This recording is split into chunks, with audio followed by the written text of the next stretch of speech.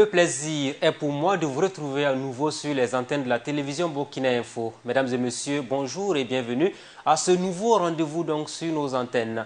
Et cette semaine, l'actualité aura été marquée en grande partie par des déclarations fortes aux allures de révélations sur des pratiques qui ont émaillé la gestion de la transition politique au Burkina Faso. Autre sujet qui a fait l'objet de toutes les attentions, la prise de mesures fortes contre l'incivisme notoire, devenu au fil des années le sport favori de certains habitants de la ville de Ouagadougou. À ce point s'ajoute la très attendue sortie médiatique des juges du tribunal militaire qui sont revenus sur les dossiers pendants qui sont en instruction au Burkina Faso. Mesdames et messieurs, voici le menu de notre journal d'aujourd'hui, sans oublier les principales rubriques qui sont le focus gouvernement et le clin d'œil sur les actions du président du Faso. Bienvenue à tous.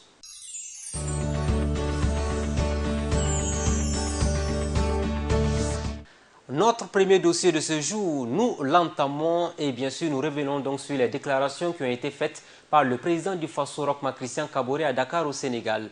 Que s'est-il passé sous la transition politique au Burkina Faso? Les fonds publics étaient-ils bien gérés? Qui signait les chèques pour vider les comptes du trésor public à des fins personnelles ou des activités privées? Les caisses de l'État étaient-elles vraiment vides sous la transition comme on nous l'a laissé entendre? Toutes ces interrogations sont légitimes au moment où le débat fait rage au sein de l'opinion sur la reddition des comptes. Au Burkina Faso, des déclarations fortes ont été enregistrées à l'entame de la période transitoire au lendemain de la fuite du pouvoir de Blaise Compaoré. Le peuple épris de justice voyait en Yacouba Isaac Zida la personne capable de redresser une nation malade, minée par plusieurs années de corruption, une gestion familiale du pouvoir d'État, une économie en berne, des entreprises fabriquées de toutes pièces, incapables d'exécuter convenablement les marchés publics, des populations dans le désarroi, toujours préoccupées par leur devenir, avec un pouvoir qui tenait à s'éterniser aux affaires. La fin de la transition et le retour à la démocratie ont ouvert un nouveau chapitre de l'histoire du Burkina Faso. Un chapitre que l'on ne saurait véritablement développer si l'on ne fait pas le point sur la gestion antérieure du pays. Après la publication de l'audit, qui a été menée du reste par l'autorité supérieure de contrôle d'État, souhaitée par Yacouba Isaac Zida, Premier ministre d'alors, après la publication par le truchement du journal Courrier confidentiel des décharges à hauteur de plusieurs millions de francs CFA, décharges signées par le directeur de cabinet de Yacouba Isaac Zida, nous sommes de nos jours plus édifiés par les récentes déclarations du chef de l'État Roch-Marc Christian Kaboré. En ce jour à Dakar au Sénégal, la semaine dernière, le président du Faso répondant à une question d'une compatriote ou d'un compatriote sur le cas et le sort réservé à l'ancien Premier ministre a fait des révélations graves sur la gestion des fonds publics. Morceau choisi. Au Premier ministre Zida, je dis que lorsque la présidence, il a fait la présidence pendant, je ne sais pas, c'est 14 ou 17 jours, il s'est trouvé qu'il y avait des comptes de la présidence qui, le jour même de l'investiture du président Kafando, ont été clôturés par lui pour rouvrir un autre compte. Bon, j'ai dit, mais le compte qui est réouvert, l'argent est où? Puisque tout est dépensé. Mieux, cet argent est dépensé pendant qu'il est au Premier ministère, il fait des chèques à la présidence avec le DAF de la présidence et le chef de cabinet militaire. Quelqu'un vient prendre le chèque, va prendre un sac, prendre l'argent à la banque et va le déposer au Premier ministère. Alors, on ne peut pas jouer à cette imposture-là pendant une année, se dire être celui qui vient changer les choses, alors qu'on mène les mêmes pratiques que ce qui était avant nous. Au Premier ministère, c'était la même situation. On a demandé des comptes. Sur un compte qui chargeait la communication qui était de 200 millions budgétisés, c'est 1,1 milliard qui sont sortis. Mais on ne peut pas s'asseoir dire, bon, c'est la transition, on va faire du mouton-mouton entre nous. Non. On a dit plus rien ne sera comme avant. Et nous avons dit, Si nous lui disons de nous rendre compte, c'est parce que nous sommes prêts à rendre compte quand nous allons finir. C'est pareil. On ne le fait pas parce que c'est lui. Demain, si je quitte, si on me prend aussi dans flagrant délit, c'est la même histoire. Le président l'a dit, une imposture qui aura duré toute une année selon les thèmes donc, du président du Faso, Roch-Marc Christian Kaboré. Vous l'avez entendu, au cours de la transition politique, et pour ceux qui en doutaient encore, l'homme fort était tout simplement Yacouba Isaac Zida qui a fait la pluie et le beau temps. Se trouvant dans une position fragile, Zida va-t-il revenir au Burkina Faso? Y a-t-il urgence à le faire revenir? À notre humble avis, le retour au pays des hommes intègres de l'ancien Premier ministre est un impératif pour 3 raisons essentielles. La première est que son retour pourrait sans doute nous permettre d'avoir toute la lumière sur les faits qui lui sont reprochés de nos jours. La deuxième réside au fait que Yacouba Isaac Zida, ancien Premier ministre du Burkina Faso, ancien élément également de l'ex-régime de sécurité présidentielle, pourrait être un élément utile dans le cadre du jugement annoncé d'ici la fin de cette année du dossier lié au putsch de septembre 2015. Enfin, la troisième raison est que Yacouba Isaac Zida doit être la porte d'entrée du processus de bonne gouvernance entamé à travers le justificatif de ce qu'il a fait quand il a bénéficié de la confiance du peuple burkinabé tout entier.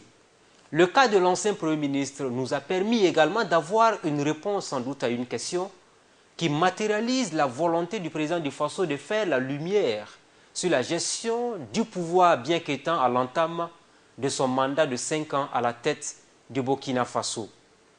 Vivement donc la fin de ce feuilleton Yacouba Isaac Zida qui cristallise toutes les attentions, quelqu'un qui aurait pu entrer dans l'histoire par la grande porte, mais qui par naïveté sans doute se retrouve aujourd'hui au banc des accusés de ceux qui ont pillé les maigres richesses du Burkina Faso. À présent, la suite de ce journal.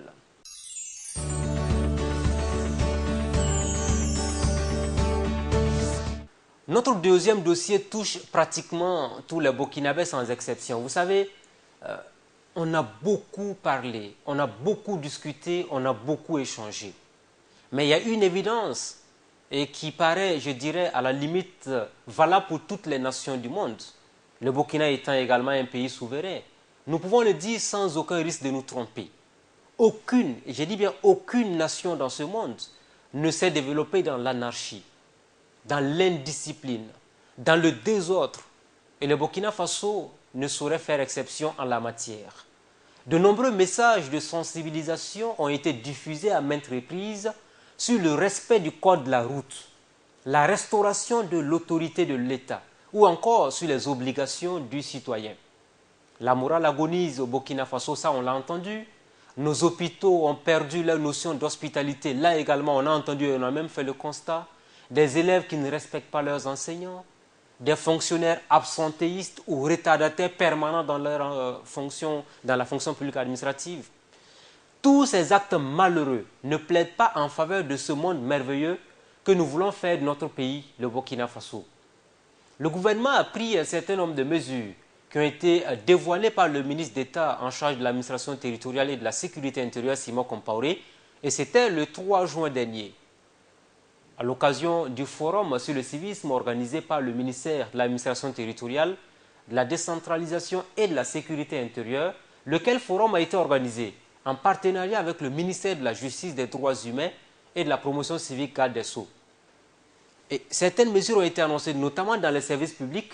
Le ministre Simon Compaoré a annoncé la restauration dans les prochains jours de la montée et de la descente des couleurs nationales, la dynamisation des conseils de discipline dans les départements et les institutions de l'État. Il y a également la lutte sans complaisance contre la corruption et l'impunité.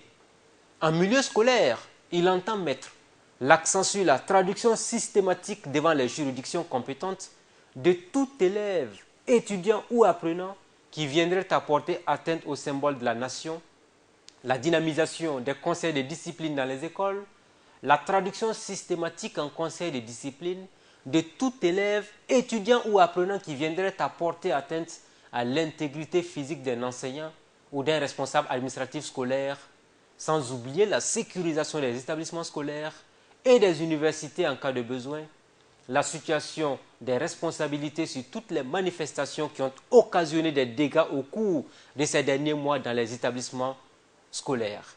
Et pour les cas d'incivisme économique et fiscal, il a relevé que l'accent sera mis sur la lutte contre la fraude fiscale, la lutte contre l'importation des marchandises contrefaites. Il y a également la lutte contre le non-respect des règles de la libre circulation, la sanction des auteurs ou coupables de pratiques frauduleuses au Burkina Faso. L'interdiction de toute manifestation publique présentant des risques de commission d'actes de violence ou de destruction de biens publics ou privés. La saisine des juridictions compétentes contre les agressions des forces de défense et de sécurité dans l'exercice de leur mission. La restauration dans les prochains jours ou semaines de la montée et de la descente des couleurs nationales dans les services publics, comme cela avait été déjà discuté en conseil. La dynamisation des conseils de discipline dans les départements et institutions de l'État. La lutte sans complaisance contre la corruption et l'impunité. L'accent sera mis sur la traduction systématique devant les juridictions compétentes de toute personne qui viendrait à porter atteinte au symbole de la nation. La dynamisation des conseils de discipline dans les écoles. La traduction systématique en conseil de discipline de toute personne qui viendrait à porter atteinte à l'intégrité physique d'un enseignant ou d'un responsable administratif scolaire. La sanction sans complaisance des membres des groupes d'autodéfense qui violent les lois et les institutions de la République. L'interdiction d'exercer de tout groupe reconnu irrespectueux des règles de vie en société. On pourrait dire encore des messages forts et des mots également qui ont été utilisés qu'ici avec le contexte actuel du Burkina Faso. Et l'une des actions fortes récemment menées sur le terrain a été l'opération spéciale au niveau de la sécurité routière. On se rappelle bien que les forces de sécurité burkinabées ont mené une opération de salubrité publique, pourrait-on l'intituler ainsi. Plusieurs motos ont été saisies pour infraction aux règles de la circulation. Les éléments de la police nationale et également de la police municipale étaient au devant de la lutte avec un bilan plutôt satisfaisant. Et pour non-respect des feux tricolores et 5 tricycles pour défaut d'immatriculation, 4 véhicules à 2 roues et un véhicule à 4 roues pour non-respect du feu tricolore et 4 véhicules pour raison de vitres teintées et 13 véhicules pour plaque d'immatriculation illisible et 87 véhicules pour défaut de plaque d'immatriculation. Nous avons pu saisir 59 permis de conduire et 53 cartes grises. Les 4 roues, ça c'est 12 000 francs. Mais si c'est suivi d'une de refus, ça fait déjà 36 000 francs qu'il doit payer. Donc les 2 roues, ça c'est 6 000, les 4 roues c'est 12 000, sans ceux qui font l'objet de refus d'obtempérer. Les tricycles, tous, c'est de 24 000 à 36 000 aussi. Parce qu'il y a des gens, ceux qui franchissent le feu, il y a des gens, des infractions, ceux qui ont pris du surcharge et ceux qui franchissent le feu. Actuellement, ce sont ces 3 cas dans les 72 heures qu'on a eu à prendre. Une opération donc de 3 jours avec des résultats probants.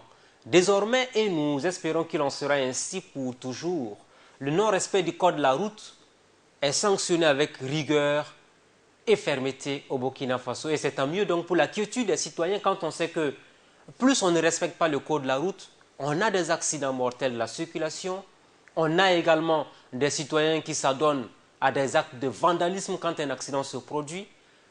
Les forces de sécurité sont encouragées et même mieux interpellées à poursuivre davantage dans cette dynamique.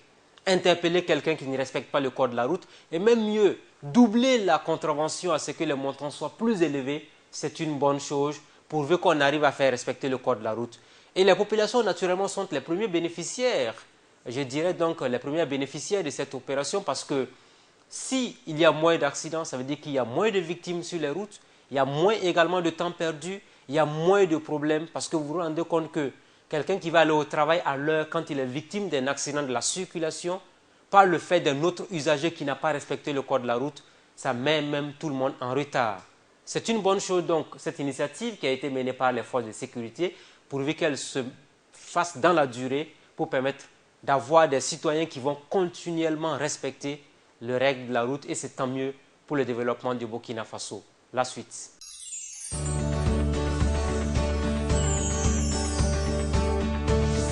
Et nous parlons à présent donc de justice. Vous savez très bien qu'au niveau du tribunal militaire, il y a eu un renouvellement. Certaines personnes ont été changées.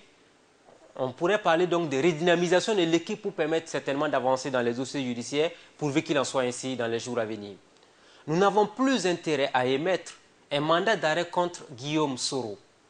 Cette phrase est du commissaire du gouvernement près le tribunal militaire de Ouagadougou qui a animé une conférence de presse le 6 juin dernier ici à Ouagadougou.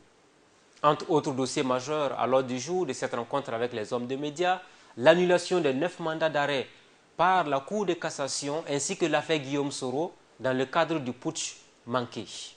Monsieur Guillaume Soro, au regard du caractère d'extranéité du sujet et des obstacles juridiques, comme premièrement, le principe selon lequel qu'aucun État n'extrade son national, deuxièmement, que dans toutes les conventions multilatérales et bilatérales qui lient le Burkina Faso à d'autres pays, toutes ces conventions stipulent que l'extradition n'est pas possible en matière d'infractions politiques, ainsi que pour les infractions qui leur sont connexes ou pour des infractions militaires. Le parquet, donc, au regard de ces obstacles, a opté en ce qui le concerne pour une conduite d'une procédure saine, opté pour la procédure de dénonciation dans le cas d'espèce. On peut le dire sans trop de risque de se tromper, cette conférence de presse était très attendue par la population burkinabé. Eh bien, des explications ont été données à la presse, bien sûr pour l'ensemble du public burkinabé. La procédure de dénonciation, qui est une procédure qui permet à une victime burkinabé ou à une autre autorité judiciaire burkinabé qui a connaissance d'une infraction commise contre un burkinabé ou par un burkinabé ou non, de poursuivre cette personne. C'est l'explication du reste qui a été donnée par Aliou Nzaré, qui est le commissaire du gouvernement près le tribunal militaire de Ouagadougou. La procédure de dénonciation, c'est bien par cette option donc que le Burkina Faso compte résoudre l'affaire Guillaume Soro. Et cela en raison du caractère d'extranéité du sujet et des obstacles juridiques. Des obstacles juridiques de l'avis d'Aliou Nzaré, il faut prendre en compte le principe selon lequel aucun État n'extrade son national et les conventions multilatérales et bilatérales qui lient le Burkina Faso aux autres organisations et pays selon donc le code judiciaire. L'extradition n'est pas possible en matière d'infractions politiques ainsi que pour différentes infractions qui sont connexes ainsi qu'en matière d'infractions militaires. À ce sujet, Aliou Nzaré a tenu à préciser, naturellement si nous dénoncions et attendons que l'autre partie réagisse, cela veut dire que nous n'avons plus intérêt à émettre un mandat d'arrêt contre Guillaume Soro, président de l'Assemblée nationale de Côte d'Ivoire. Le Burkina Faso n'a donc plus de raison de relancer le mandat d'arrêt contre Guillaume Soro et transmet ainsi le dossier aux autorités judiciaires ivoiriennes par le biais du ministère des Affaires étrangères du Burkina Faso. L'État ivoirien, dans toute sa souveraineté, va prendre les mesures qui s'imposent, a encore déclaré Aliou Nzaré. Ce qu'il en est des écoutes téléphoniques là, il faut savoir tout simplement que l'option de la dénonciation n'inclut pas une authenticité des écoutes téléphoniques, selon toujours Aliou Nzaré. Et tout en précisant qu'il n'est pas en mesure de répondre à cette question, le commissaire du gouvernement souligne qu'à la date d'aujourd'hui, il ne peut pas dire si le juge a authentifié ou pas les écoutes téléphoniques qui étaient au cœur de toute la polémique qu'on a connue au Burkina Faso. Dans cette dynamique, devrait-on s'attendre à une option de dénonciation avec l'ancien président Blaise Compaoré devenu ivoirien? Vous ne pouvez comparer ce cas à celui de Blaise Compaoré. Et pour le cas de Blaise Compaoré, dit-il, le mandat a été émis et nous n'avons pas pour le moment décidé quoi que ce soit, a-t-il affirmé. Tout simplement, nous pouvons dire en conclusion sur ce dossier que les relations entre la Côte d'Ivoire et le Burkina Faso sont appelées à se poursuivre. La preuve, c'est que ce sont des relations qui vont au-delà des individus, mais plutôt accentuées, je dirais des individus, mais plutôt accentuées sur les intérêts entre les deux nations. La Côte d'Ivoire et le Burkina Faso continueront sans doute de partager les mêmes choses, partager les intérêts économiques communs et partager certainement de belles choses pour l'avenir des deux peuples. À présent, les actions du gouvernement et c'est focus sur le gouvernement du Burkina Faso.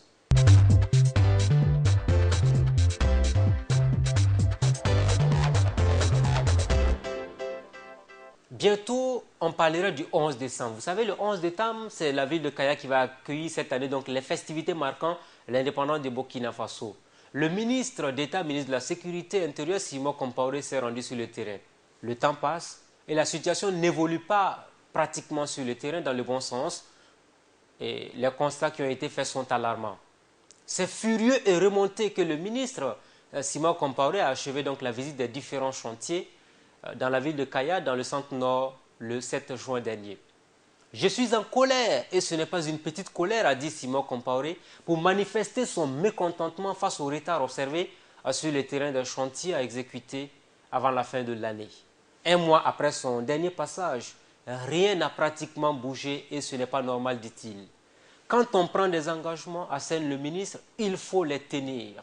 Simon Compaoré qui a déclaré du reste qu'il ne faut pas qu'on s'attende à quelque chose qui est vraiment hypothétique. Ça veut dire qu'aujourd'hui, tout simplement, il a perdu espoir quant à ce que l'on puisse avoir des infrastructures qui seront réalisées en bonne et due forme. Il faut savoir tout simplement que seuls les travaux de la salle polyvalente sont à un stade avancé, sinon en finition. Une avancée qui réjouit du reste le ministre de la Sécurité intérieure. La salle, on sent qu'il y a quelqu'un qui est dans le cockpit, dit-il. Le responsable de l'entreprise était là.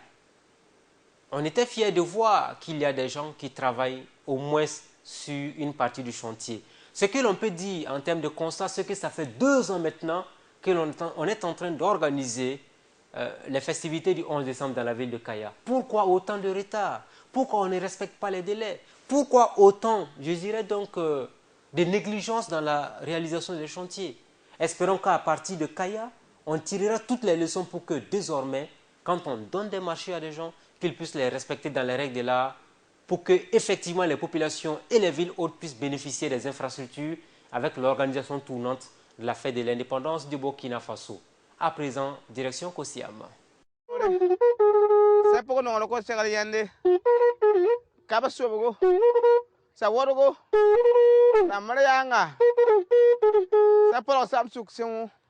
Bonjour Kosiam, nous renvoie donc du côté de New York où le Burkina Faso a partagé son expérience en matière de lutte contre le sida au reste du monde entier. Avec le séjour du président du Faso aux États-Unis dans le cadre de l'initiative mondiale de lutte contre le sida. De retour à Ouagadougou, il a tenu à faire un bilan et nous l'écoutons. Au cours de cette rencontre, nous avons donné l'expérience du Burkina Faso dans le cadre de la lutte contre le VIH-Sida, les IST, et surtout montrer que le taux de prévalence au Burkina Faso se situe maintenant en dessous de 1%. Donc nous sommes à 0,9%, ce qui marque une progression assez significative du progrès que nous avons connu au Burkina Faso dans la lutte contre le VIH-Sida. Le second aspect, c'est qu'au cours de ces rencontres de haut niveau, il y avait 2 aspects essentiels qui étaient évoqués. Le premier aspect, c'est la prévention. Parce qu'il y a 2 combats simultanés à mener. D'un côté, il faut qu'il y ait la prévention pour éviter la transmission de la maladie. Mais en même temps, il faut trouver des médicaments pour permettre des antirétroviraux à ceux qui sont infectés de pouvoir également se soigner. Le second aspect, c'est que moins de 2% des médicaments rétroviraux sont fabriqués en Afrique. Ça veut dire que tous les médicaments rétroviraux sont fabriqués ailleurs. Donc il y a nécessité, même si c'est dans le cadre des PPP, même si c'est dans le cadre de nos organisations sous-régionales, que l'Afrique également ait les moyens de produire ses propres médicaments antirétroviraux. Nous pouvons rapidement dire que le message il est lancé, il appartient à tous les citoyens burkinabés individuellement. Chacun doit avoir les meilleures pratiques possibles, le meilleur comportement pour éviter la maladie qui demeure au-delà de tout une réalité. Des méthodes qui sont notamment véhiculées régulièrement à travers les différents médias et avec les initiatives également qui sont menées au niveau du, on le dirait ainsi, au plus haut sommet de l'État. On espère que progressivement le Burkina sera donc en mesure de vaincre définitivement cette maladie qui est perçue donc comme la pandémie du siècle. À présent, les différents cartons.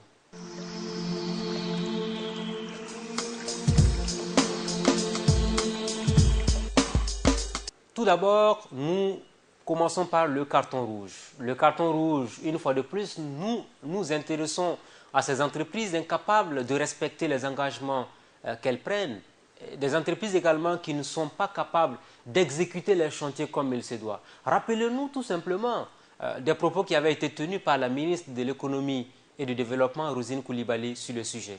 Lorsqu'un entrepreneur ne respecte pas les conditions du contrat, on peut résilier le contrat, on peut ériger, et ça nous sommes en train de le faire, ériger une liste noire des entrepreneurs et des entreprises non fréquentables. Je crois que c'est ça aussi la responsabilité de l'État. Notre partition aussi, c'est de nous assurer que les décomptes, les paiements que nous devrions faire, effectivement que nous les faisons à temps. Donc nous avons aussi rassuré les entreprises que ça sera le cas. Eh bien, voilà qui a été dit, une liste noire des entrepreneurs et des entreprises non fréquentables. Eh bien, le carton rouge pour dire qu'au Burkina Faso, à partir de maintenant, toutes les entreprises qui vont souscrire à des appels d'offres ouverts et qui vont bénéficier des marchés doivent les exécuter comme il se doit. Parce que ce qui est encore plus grave, si les travaux ne sont pas bien respectés, eh bien, c'est nous tous qui en pâtissons parce que c'est l'argent du contribuable qui est mal utilisé au profit certainement d'individus véreux qui vont toujours chercher le gain sans tenir compte des intérêts du peuple. À présent, le carton vert.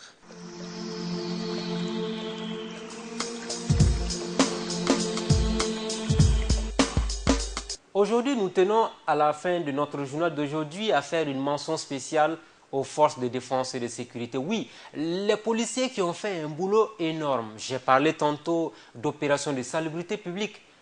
Oui, parce que continuer à traquer toutes les personnes qui brûlent le feu, toutes ces personnes qui ne respectent pas le code de la route, eh bien, c'est une très belle chose. Félicitations aux forces de défense et de sécurité. Nous vous encourageons à persévérer. C'est vrai que régulièrement, nos éléments manquent de moyens.